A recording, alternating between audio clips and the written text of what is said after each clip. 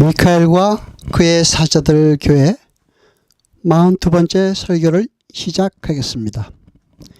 요한복음 9장 24절로 30절까지 보겠습니다. 이에 저희가 소경되었던 사람을 두 번째 불러 이르되 너는 영광을 하나님께 돌리라. 우리는 저 사람이 죄인인 줄 아노라. 대답하되 그가 죄인인지 내가 알지 못하나 한 가지는 아는 것은 내가 소경으로 있다가 지금 보는 그것이니이다. 저희가 가로되 그 사람이 내게 무엇을 하였느냐? 어떻게 네 눈을 뜨게 하였느냐? 대답하되 내가 이미 일렀어도 듣지 아니하고 어찌하여 다시 듣고자 하나이까? 당신들도 그의 제자가 되려 하나이까? 저희가 욕하여 가로되 너는 그의 제자나 우리는 모세의 제자라. 하나님이 모세에게는 말씀하신 줄을 우리가 알거니와 이 사람은 어디서 왔는지 알지 못하노라. 그 사람이 대답하여 가로되 이상하다. 이 사람이 내 눈을 뜨게 하였으되 당신들은 그가 어디서 왔는지 알지 못하는도다. 아멘. 여러분, 왜 성경이 모든 죄인들을 소경이라 칭하는지에 대해서 알아보기로 하겠습니다. 도대체 죄인들이 보지 못하는 것이 무엇이기에 그들을 모두 소경이라고 합니까? 요한복음 1장 5절을 봅니다. 빛이 어둠에 비치되 어둠이 깨닫지 못하더라. 아멘. 보시는 바와 같이 주님이 말씀하시는 소경은 하나님과 하늘의 것을 인식하거나 구별하지 못하는 자들을 말합니다. 그래서 성경은 죄로 말미암아 하늘의 것들로부터 차단된 이 땅에 태어난 모든 인간들을 소경이라 칭합니다. 그런데 그렇게 하나님과 하나님 나라에 대해 전혀 알지 못하는 일렬의 소경들에게 하나님의 아들이 찾아오셔서 그들의 눈을 뜨게 하시는 사건이 바로 구원의 사건인 것입니다. 그때부터 비로소 하나님과 하나님 나라에 대한 자각과 인식이 시작되는 것입니다. 그러니까 구원은 자신의 힘으로는 절대 눈을 뜰 수 없는 소경이 하나님의 은혜로 눈을 뜨게 되는 것처럼 전혀 불가능하고 무력하고 완전히 타락해 있던 죄인들이 하나님의 찾아오심으로 하나님과 하나님 나라에 대한 올바른 인식을 하게 되고 그 하나님 나라의 생명의 영생을 믿고 소망하여 바로 그 새 생명으로 인도되는 것을 말하는 것입니다. 성경에서 여러분이 귀 들었던 노뱀 사건은 노뱀은 십자가라는 장대에 죄와 사망과 저주가 되어 달리신 예수 그리스도를 상징하던 것이었습니다. 그리고 하나님은 그 장대에 달린 예수를 믿으면 사망에서 구원을 얻는다고 구원의 원리를 말씀해 주셨습니다. 그 예수를 몇 명이 믿음으로 바라보았습니까? 다 도망하고 아무도 없었습니다. 심지어 마가는 벌거벗은 채로 도망쳤습니다. 성경은 그 후로도 의인은 없나니 하나도 없다고 거듭 강조하여 저주의 노뱀을 치우책으로 바라볼 수 있는 자가 없음을 단호하게 밝히고 있습니다. 요한복음 17장 9절을 봅니다. 내가 저희를 위하여 비옵나니 내가 비옵는 것은 세상을 위함이 아니요 내게 주신 자들을 위함이니이다. 저희는 아버지의 것이로소이다. 아멘. 하나님은 당신의 독생자를 온 세상을 위해서 주셨는데 주님은 정작 난 세상을 위한 것이 아니라 하나님이 주신 자들만 위해 왔다라고 말씀하신 것입니까? 아닙니다. 주님은 창세전에 택하신 구원받은 제한적 세상을 위해 이 땅에 오신 것입니다. 주님은 선택된 그들만을 위해 그들의 눈을 뜨게 하기 위해 십자가에 달리신 것입니다. 그렇게 눈을 뜨게 된 사람들을 가리켜 성경은 새로운 피조물이라고 말합니다. 그리고 그들은 지금까지와는 다른 눈으로 세상을 새롭게 보게 되는 것입니다. 세상 속에서 하나님과 하나님 나라를 보게 되는 것입니다. 그러니까 하나님의 은혜로 눈을 뜨게 된 성도들은 이제 세계관과 가치관이 바뀌게 되어 이전과 똑같은 사건이나 상황이나 사람들을 보면서 전혀 새롭게 해석을 하게 되는 것입니다.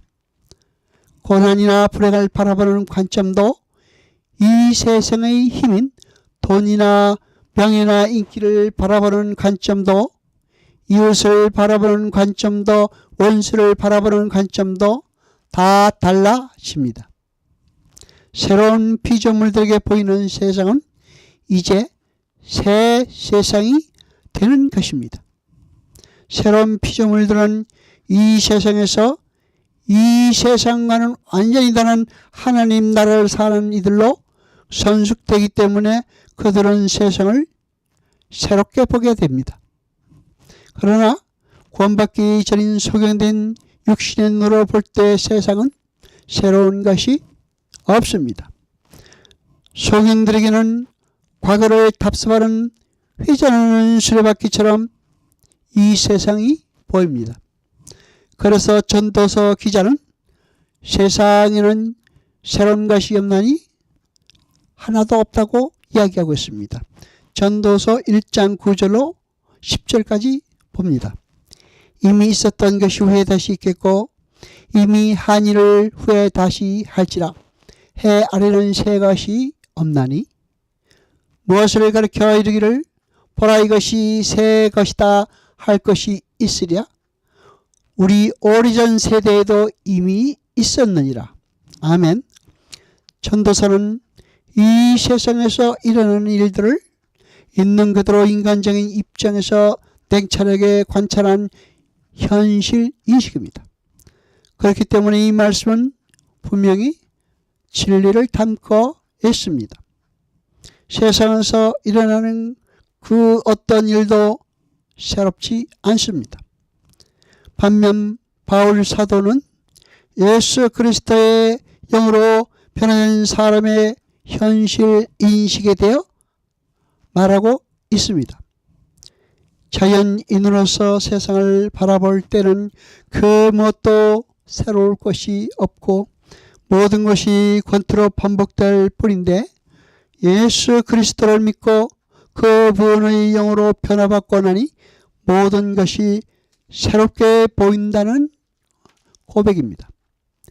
이렇게 새롭게 본다는 말은 그동안 육안으로만 봤기 때문에 보지 못하던 실제를 예수 그리스도의 은혜로 믿음을 선물 받아서 보게 된다는 뜻입니다. 마음의 눈 혹은 영안으로 보아야만 보이지 않는 하나님과 하나님 나라를 볼 수 있을 뿐 아니라 우리가 살고 있는 이 세상도 제대로 볼 수 있고 그래야만 인생을 참되게 살 수 있는 것입니다. 이렇게 새롭게 눈을 뜬 성도들의 삶은 삶의 전 영역에서 새로워지게 되는 것입니다. 그것은 절대 인간의 의지나 노력에 의해서 되는 것이 아닙니다. 헬라어에는 육안으로 보는 것과 마음으로 꿰뚫어 보는 것을 표현하는 단어가 각각 다릅니다. 굳이 신앙적인 차원에서 보지 않더라도 보는 방법에는 두 종류가 있습니다. 자, 이것 좀 봐봐. 이 말은 보고 또 보라는 말이 아니라 보고 생각을 하라는 말입니다. 육안으로 본 다음 마음의 눈으로 보라는 뜻입니다. 그래야 제대로 볼 수 있다는 뜻입니다. 그렇게 우리 조상들도 보는 방법이란 두 종류가 있으며 마음으로 보는 것이 더 중요하다고 믿었던 것이 분명합니다. 한자의 경우에도 두 종류의 보는 것에 대해 각각 다른 글자를 씁니다. 볼 견자는 보통 육안으로 보는 것을 가리킵니다. 반면 볼 관자는 마음으로 보는 것입니다. 불교에서 사용하는 관음이라는 말이 무슨 뜻입니까? 소리를 본다는 뜻입니다. 소리를 들어야지 어떻게 봅니까? 들어보라는 것입니다. 소리를 듣고 생각하면 소리를 볼 수 있다는 것입니다. 그러니까 육안으로 보는 것으로 다 알았다고 생각해서는 안 된다는 것은 동서고금을 통하여 확인된 진리입니다.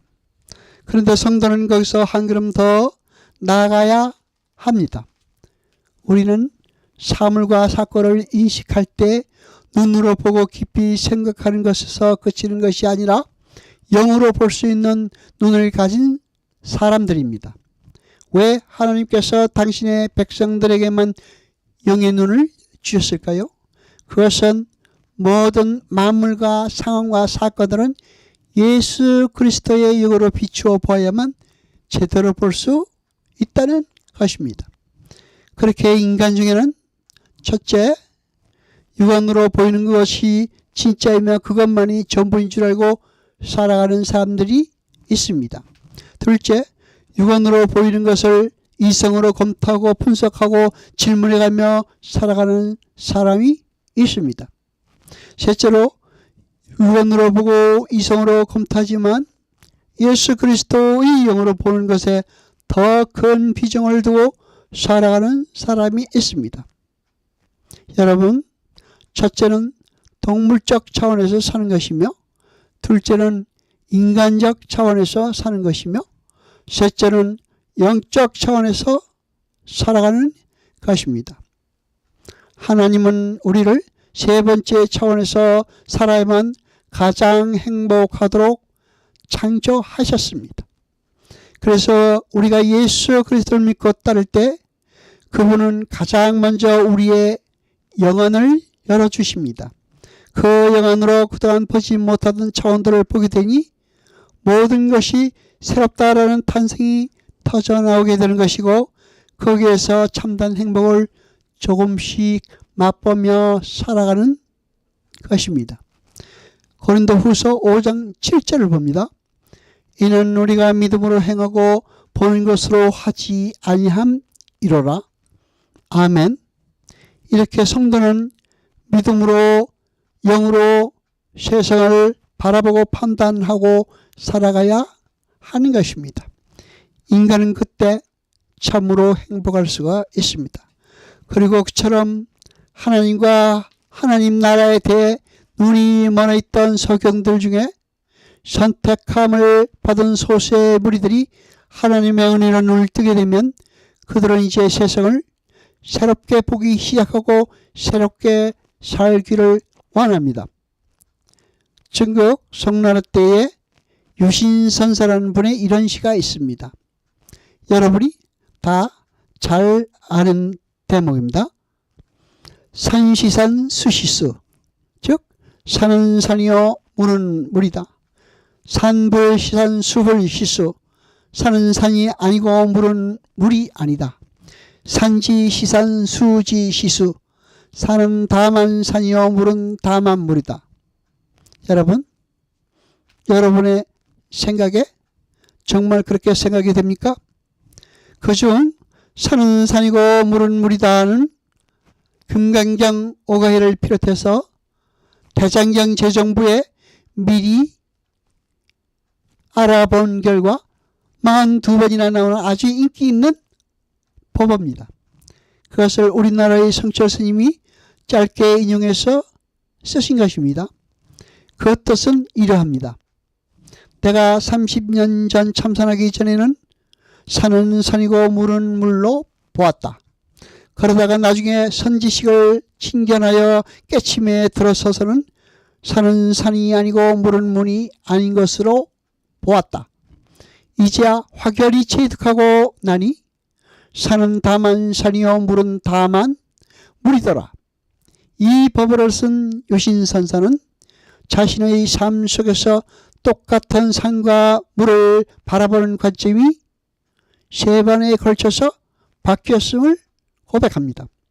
그 첫 번째가 산과 물을 보면서 그냥 산을 산으로 보고 물을 물로 인식하는 단계입니다.